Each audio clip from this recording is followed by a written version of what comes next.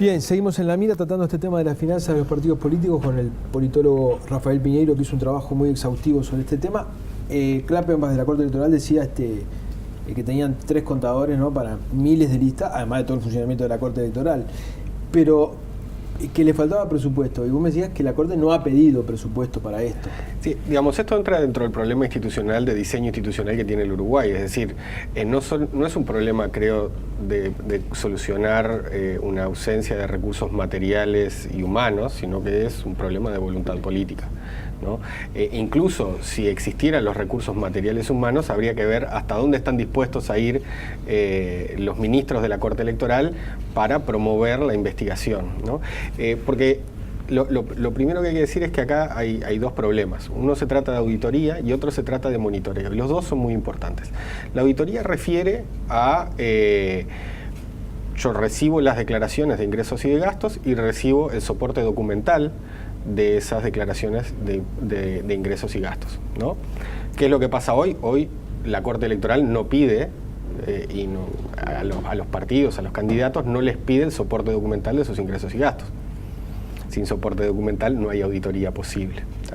Pero la auditoría refiere a el proceso de ver si las transacciones, tanto de ingresos como de gastos, que están documentadas, están razonablemente documentadas, ¿no? Pero después está el otro punto, que es el del monitoreo. Es decir, hay toda otra cantidad de transacciones que uno puede pensar que no entraron en ese registro, ¿sí? Sobre todo las donaciones en especie, que pueden ser muchas y muy variadas y muy importantes, ¿sí? Y otros ingresos también de dinero o gastos que no se quieran hacer, ¿no? O que no se quieran publicitar, ¿sí? Entonces, para eso se necesita no solo auditoría, sino monitoreo, es decir, gente que esté monitoreando las transacciones de campaña, las acciones de campaña, es decir, bueno, señores, esto que ustedes me presentan tiene alguna veracidad con la realidad del gasto que ustedes están haciendo, ¿no? Una parte de la posibilidad de monitoreo es, por ejemplo, el monitorear los medios de comunicación, cosa que hacen las empresas de publicidad cuando compran publicidad, que se puede hacer muy fácil, que está la tecnología y que está hecho para el rubro más importante del gasto de las campañas, que llega a digamos, el gasto en medios masivos es un 50% del gasto en publicidad, que es un 70% del gasto total que declaran hoy los candidatos para la elección de 2014, ¿no? Y eso se podría hacer muy sencillamente, no requiere nada muy sofisticado. Tu trabajo, que se puede consultar en la web, hay una parte que dice: es llamativo que en las declaraciones de gastos e ingresos en Uruguay prácticamente no existan casos en donde los gastos fueron mayores que los ingresos. Esto es más intrigante aún si se tiene en cuenta que una parte importante de los ingresos, mucho más de la mitad en promedio, depende de algo que en principio es incierto: la performance de las listas y las fórmulas presidenciales en la elección. Las diferencias que encontramos entre el gasto en publicidad y los segundos efectivamente emitidos, la capacidad de equilibrar gastos e ingresos en las declaraciones y los bajos niveles de donaciones de origen privado dan a entender en conjunto la existencia de subdeclaración de ingresos. ¿Cómo es esto de que es llamativo de que los gastos e ingresos prácticamente no existan casos donde los gastos fueron mayores que los ingresos? Si uno ve el global, en el global la declaración de gastos son la declaración de ingresos son 29 millones de dólares y las declaraciones de gastos son 26 millones. Sobre todo los agentes más importantes del sistema, las listas al Senado, las fórmulas presidenciales, ¿no?, y las listas a diputado de Montevideo, son los agentes que más recaudan y más gastan, esos tienen las cuentas equilibradas, ¿no? Uno diría, tienen las cuentas equilibradas actores políticos que tienen desempeños electorales inciertos y cuya declaración de ingreso dice que el 60% en algunos casos y el 80% en otros viene del origen del subsidio público, ¿no? Que está atado al voto. Que está atado al voto, algo que es incierto. Entonces, a mí me parece que eso es un indicio que están haciendo cuadrar las cosas, ¿no? En el caso de la publicidad en televisión, lo que se ve es que las declaraciones, cruzando precisamente con auditoría de medios, las declaraciones muestran que el gasto por segundo declarado es muy diferente, ¿no? Entonces uno podría decir, ¿y por qué declaran mal esto? ¿No? ¿Por qué alguien estaría interesado en subdeclarar gasto? ¿No? ¿Por qué? Digamos, si igual el gasto no es un problema. Claro. Uno está interesado en subdeclarar gasto precisamente porque no quiere declarar ingresos, ¿no? Entonces, por eso también para el monitoreo es muy importante controlar no solo los ingresos, sino controlar los gastos. Porque para encontrar indicios de su declaración de ingresos, tengo que verificar su declaración de gastos. Está claro. ¿No? Porque si yo tengo una campaña de 10 millones de dólares y tengo un ingreso de 10 millones de dólares, no hay problema. Claro. Ahora, si tengo una campaña de 10 millones de dólares, pero mis ingresos son 5 millones de dólares, alguien puede empezar a preguntar. Entonces tengo que reducir el gasto declarado para que el ingreso declarado quede parejo. Che, ¿puedo agregar un elemento?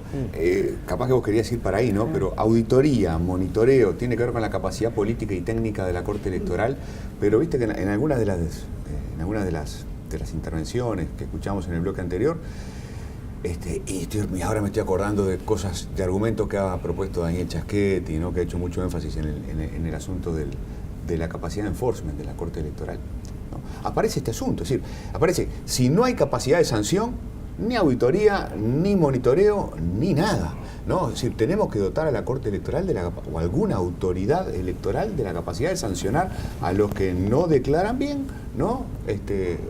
O los que escapan, o que tratan de escapar al monitoreo.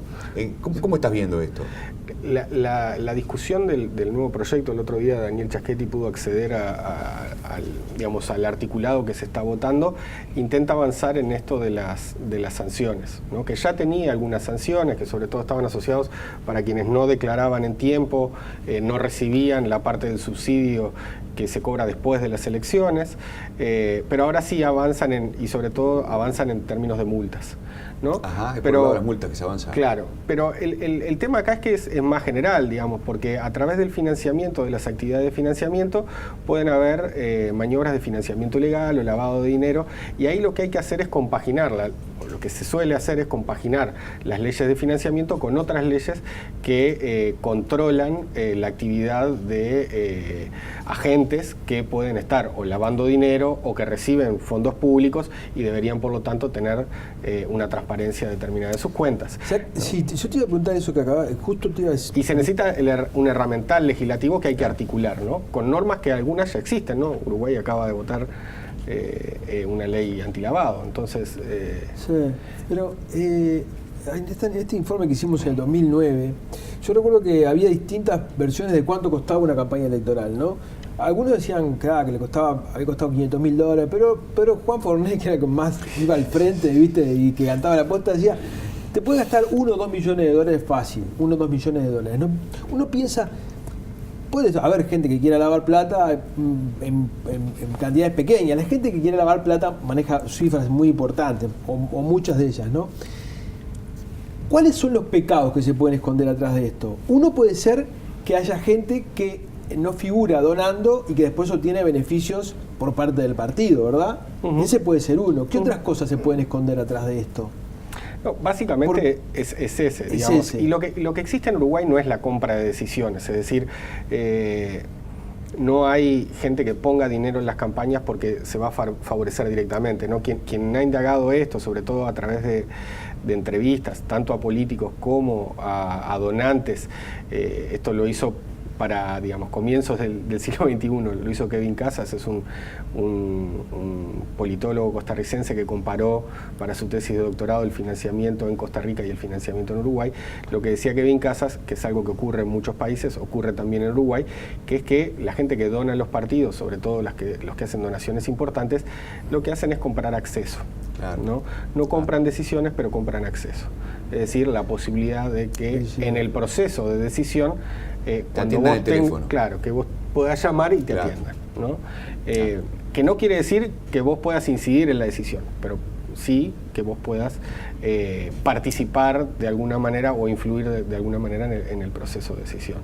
Eso no quiere decir que no empecemos a tener el problema de que haya gente que quiera invertir en esto. Claro, ¿no? Claro. Que haya gente que tenga algún interés muy particular y decida invertir. Y ahí agregó no solo gente en actividades legales, empresarios, sino también gente en actividades ilegales. Hay casos, y América Latina, digamos, es un semillero de estos casos, en los cuales el narcotráfico y otras actividades delictivas tienen incidencia sobre la política a través del financiamiento de las actividades electorales. La regulación del financiamiento debería atacar dos problemas centrales que tiene la democracia. Uno podría decir, el financiamiento es una cosa chiquita. No, el financiamiento es base de la legitimidad democrática, en dos aspectos. En el primer aspecto está referido a que todos tengamos la misma posibilidad de incidir sobre el proceso democrático. ¿Qué es esto? Digamos, que no sea que las personas que tienen mucho dinero, sobre todo en sociedades donde la distribución del ingreso y de la riqueza es muy desigual, tengan posibilidades desiguales de incidir sobre el proceso político. Si no, los partidos van a estar solo representando a los ricos y no a los que no tienen poder de financiar a los partidos, ¿no? Ese es el primer problema. El segundo problema, y un problema que está sintiendo América Latina muy fuertemente, es donde los mercados ilegales, ¿no?, producto también del desarrollo económico de América Latina, que empiezan a tener mucha fuerza en América Latina, empiezan a entrar y capturar la política. Y la forma de entrar y capturar a la política es a través una de las formas es a través del financiamiento de los partidos, ¿no? De comprar personas para poner en esos lugares a las personas, porque esas personas son las que se encargan, entre otras cosas, de articular, ¿no?, la frontera que necesita el crimen organizado entre lo ilegal y lo legal. Y los medios de comunicación, sobre todo aquellos que tienen concesiones del Estado, ¿no?, como las radios y la televisión, porque los diarios no entrarían en esta cuestión, también tienen un papel en esta historia, ¿no? O sea, tienen que ser regulados, así funciona también, digo, porque ya hasta hace un tiempo a uno le cobraban un precio, a otro le cobraban otro, hubo casos en que no dejaron pasar publicidad directamente. Exacto. ¿No? Ahí hay un papel. Sí, y esta ley vuelve a avanzar, pero vuelve a avanzar con un problema. Yo creo que lo otro que las leyes tienen que hacer de regulación es tratar de generar transparencia sin distorsionar la competencia, ¿no? Y cuando uno dice, bueno, la solución a este problema de la posibilidad de los medios de incidir en la campaña es dar que la publicidad sea gratuita, como en parte es el proyecto que hoy está en estudio en la Comisión Especial del Senado, tiene el problema de que ese es un subsidio público, pero es un subsidio público que solo se puede distribuir en función de algún criterio que no es necesariamente el criterio del resultado de la elección en la que se está compitiendo. Y ese criterio, que es criterio por lo general de elecciones anteriores, y es un criterio que va entre proporcionalidad absoluta y equidad absoluta entre los diferentes competidores, sea el que se elija, tiene grandes posibilidades de distorsionar la competencia. O porque se elige equidad absoluta y se le está dando un lugar en términos de la posibilidad de hacer publicidad en medios a partidos que son muy pequeños, un lugar igual al de partidos que son muy grandes, o el inverso, ¿no? Se le da mucho poder a los partidos que ya están establecidos y le da muy poco poder a los partidos que están intentando ingresar. Y eso pasa, y es aún más importante en Uruguay, en el lugar donde hay más volatilidad en Uruguay, que no es entre partidos, donde la competencia no importa tanto, sino donde la competencia es más importante es adentro de los partidos. Y entonces, si yo estoy entregando con algún tipo de criterio que congele la competencia dentro de los partidos, lo que estoy haciendo es que esas fracciones sean mucho menos responsables de ir y tener algún tipo de adhesión ciudadana y se queden simplemente con su posibilidad de mantenerse en el lugar donde están porque reciben un subsidio público que de alguna manera los blinda. Entonces, no hay soluciones sencillas sobre esto. No, me dejaste pensando, escúchame, cuando se habla o se ha hablado de darle espacios en los medios y simplemente se menciona o el candidato o la fórmula, también debería pensarse en las listas, en términos de lista. Claro, y hay un problema precisamente porque esta ley distribuye entre partidos, por lo menos el articulado que yo conozco, distribuye entre partidos, pero deja librado a los partidos la distribución dentro del partido. Claro. ¿No? Y ahí se juega. Y básicamente ahí es donde se juega el asunto. Claro, ¿no? Y las posibilidades de lo que se llama congelamiento del sistema de partidos, desacople de los partidos de su intención de ir por el electorado, de mantenerse. La competencia es lo que los lleva a estar cerca de la gente. Si yo desacoplo esa lógica de competencia y los blindo de alguna manera porque son los únicos que pueden aparecer y no están desafiados por una competencia que los pueda hacer perder, ¿no? Es decir, si yo le impido a los nuevos competidores surgir dentro de los partidos, lo que voy a estar haciendo es congelar mucho el sistema de partidos. No congelarlo porque congelo la competencia entre los partidos, sino que en Uruguay lo que es más importante es que congelo la competencia dentro de los partidos. Y eso va a hacer a los partidos mucho menos representativos y vamos a tener una crisis de representatividad. Qué tema, ¿no? Qué tema, Fito, ¿no? ¿En qué está exactamente el proyecto de ley? ¿Cuál es el grado de apertura a escuchar opiniones de expertos, por ejemplo? Bueno, varios de quienes trabajamos sobre estos temas, en la comisión fue Oscar Botinelli, también fue Juan Pablo Pío, fue Daniel Chaschetti, fuimos nosotros. Nosotros tenemos un trabajo que este trabajo que hicimos lo hicimos con Santiago Acuña y con Cecilia Rosell, que los tres trabajamos en el Departamento de Ciencias Sociales y Política de la Universidad Católica. Fuimos invitados a esa comisión, ¿no? El tema es que me parece que más allá de las urgencias que puedan existir por sacar esto con un tiempo suficientemente amplio antes de las elecciones, también implica un recorte de la posibilidad de discusión de todas las aristas que tiene este problema. Claro. Y lo otro que hay que pensar, que es lo mismo que estaba diciendo respecto al diseño institucional, es que acá hay discusiones de cuestiones sustantivas, de cuál sería la mejor norma, y está hecho por las personas que luego se van a regular por esa norma. Y entonces cada uno de los partidos, cada uno de los representantes, que a su vez son representantes de sectores dentro de esos partidos, tienen también sus intereses y entonces los quieren, me imagino, están con un ojo acá y con el otro mirando lo que exacto, va a pasar. Entonces, no es simplemente una cuestión de cuál es la mejor manera de regular técnicamente algo, sino que también acá los intereses juegan y por lo tanto se van a plasmar en la regulación. Rafael, te agradezco enormemente porque estas son las cosas que la gente que sabe, cuando el periodismo trata de aportarle a la gente explicación de las cosas, ¿no? A veces en los informativos, donde hay poco espacio, se tira el tema de los partidos y hasta uno mismo, ¿no? lo ve en términos de blanco y negro, y los grises, en los matices, en los detalles, duerme el demonio, ¿no? Exacto. Entonces, este tipo de explicaciones son las que ayudan a ver el problema en toda su complejidad. Te agradezco mucho por eso. Dale. Gracias a usted por invitarme. Gracias, muchachos. Gracias a ustedes por haber estado ahí. Nos vemos el jueves próximo.